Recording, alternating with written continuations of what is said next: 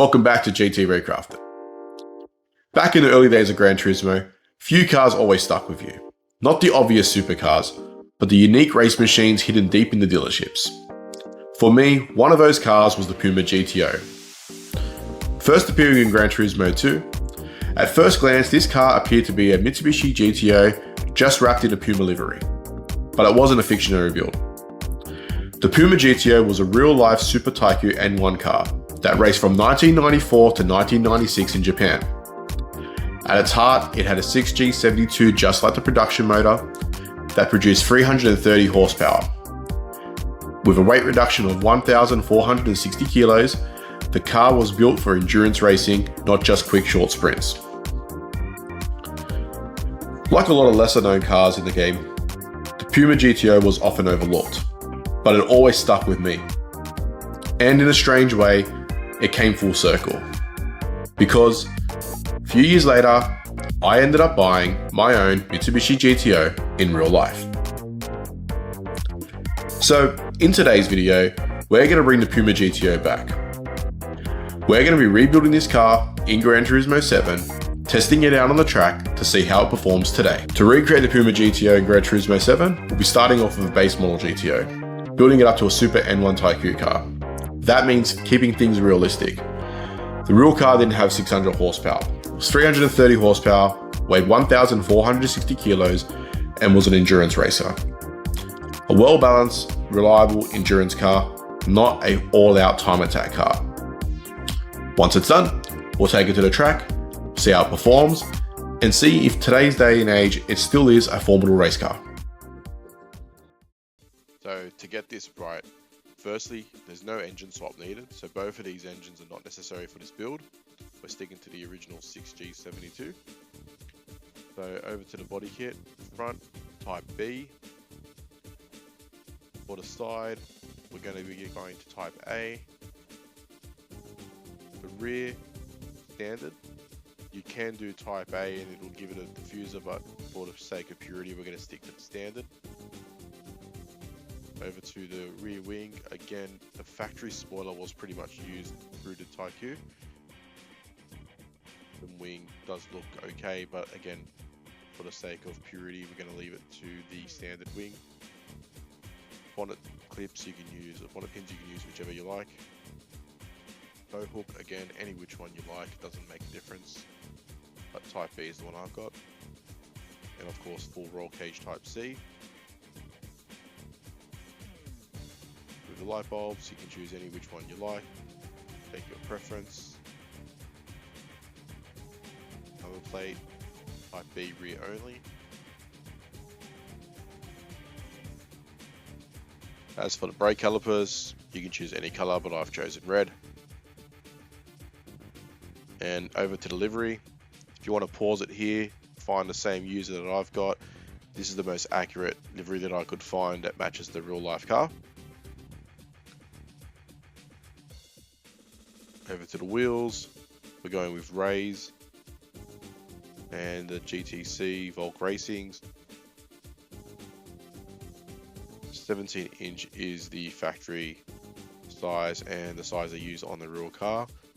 The only difference here is I've changed this to wide and everything else is standard size. Over to the settings. These are all the parts that I've installed.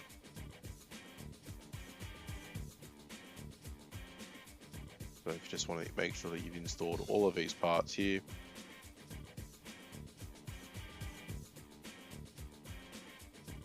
Weight reduction stage 2, increased body rigidity.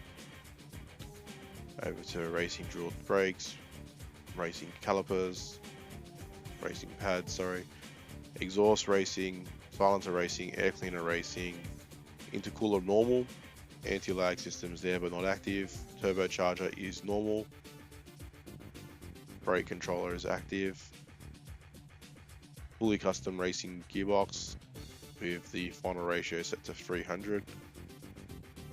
Here's where we need to make sure we've got the right weight and right power. So we've got a power restriction there and 100 kilos of ballast to bring it to 1460. Just a normal sports ECU.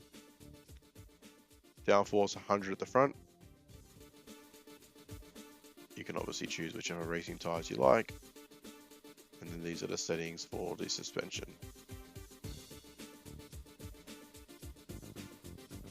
These are just the settings I prefer. You could change these if you like, and you can try and see if you can even better the suspension setup that I've got. However, I feel this suspension setup is very track focused and performs really well. But as you can see, the power there is 330 horsepower, 1,460 kilos, and the power to rate ratio there is pretty bang on. So let's take it to the track. So what better track to test it on but Tsukuba itself. So the grid here is a mixture of supercars, sports cars, and a few JDM cars themselves.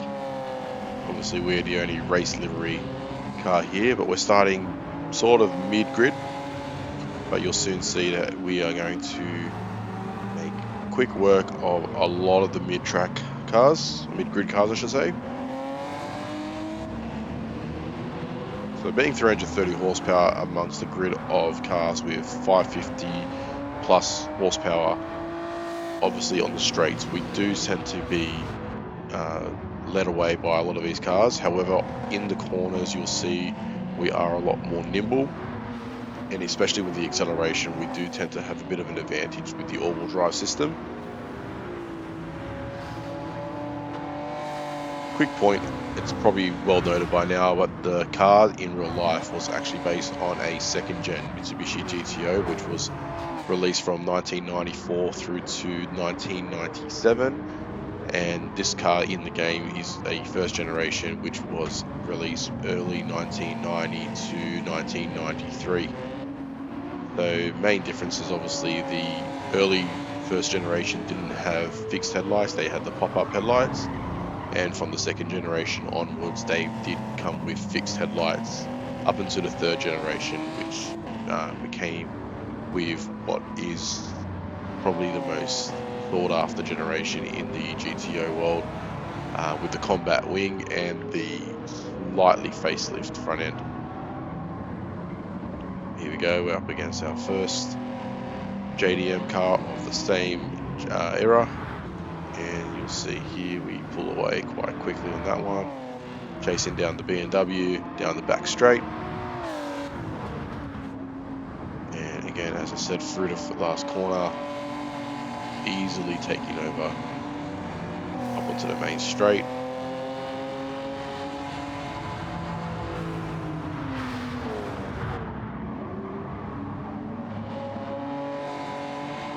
Hunting down that AMG and the GTR ahead of it. Again, as we get into the tight little twisty bends, we catch up quite quickly. Bit of a nudge there, accidental nudge of course. And now we're down, chasing down the GTR. And as you'll see here again, through the corners, quite easily do we catch up. And a little bit of a tap there from the GT40, or Ford GT I should say. And now we chase down the GTR down the back straight. This is a bit of a tough battle. We keep up for a little bit, but the GTR slowly edges away. Again, into the last corner. We catch up quite quickly, round the outside to pull ahead. And around the McLaren as well, quite impressive. And into the first corner. We start to pull away yet again. As you can see, it's not a quick straight line racer. It does tend to pull its punches right in the corners.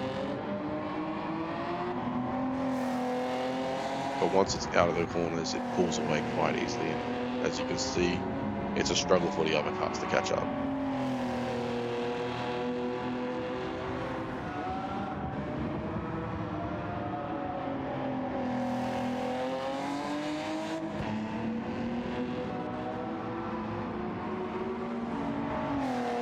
Taking advantage of the lead that we've got now to try and maintain that gap. Getting into the last corner.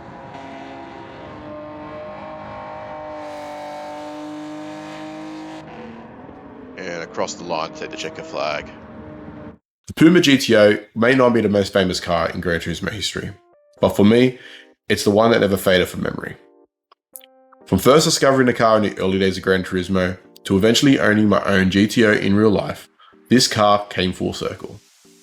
And bringing the car back to the track in Gran Turismo 7 is a reminder of why this series is so special. Sometimes the cars that stick with you the most are the ones you least expect. If you like this video, feel free to subscribe to my channel. Leave me a comment down below to let me know what you want to see me build next. And until then, I'll see you in the next one. Have a great week. Peace.